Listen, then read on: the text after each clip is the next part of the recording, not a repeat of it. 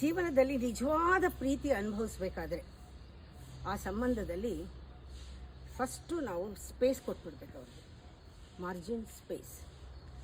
Second let go ಹೇಗಿರಬೇಕು ಅಂದರೆ hold ಮಾಡಬಾರ್ದು, ಪೊಸೆಸ್ ಮಾಡಬಾರ್ದು.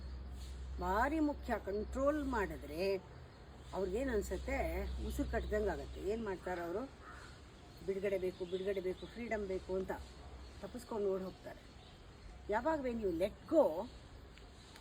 You are totally let go, margin ಕೊಡಿ, ಸ್ಪೇಸ್ ಕೊಡಿ, they will come back to you. They will come with lot of love. ಎಲ್ಲರೂ ಅಷ್ಟೇ, ಎಲ್ಲ ಕಡೆನೂ ಅಷ್ಟೇ. ಫ್ರೀಡಮ್ನಲ್ಲಿ ಹತ್ತಿರ ಬರ್ತಾರೆ ನಿಜವಾದ ಪ್ರೀತಿ. ಇದು ಎಲ್ಲಿ ನೋಡ್ಬೋದು ಅಂದರೆ, ದೇವಿ ಯಾವ ಥರ ಸರೆಂಡರ್ ಆಗಿಬಿಟ್ಲು ಶಿವನಿಗೆ ಅಂದರೆ ಟೋಟಲ್ ಸರೆಂಡರ್. ಅವನು ಏನೂ ಮಾಡೋಕ್ಕಾಗಲಿಲ್ಲ. ಸರೆಂಡರ್ ಆಗಿಬಿಟ್ಟಾಗ ಅವನು ವಶ ಆಗಿಬಿಡ್ತಾನೆ.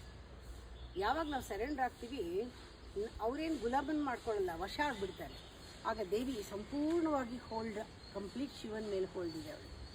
ಹಾಗೆ ನಾವು ಗೆಲ್ಲಬೇಕು, ಅವ್ರನ್ನ ಪ್ರೀತಿಯಿಂದ ಗೆದ್ದು ಸಾಧಿಸ್ಕೋಬೇಕು.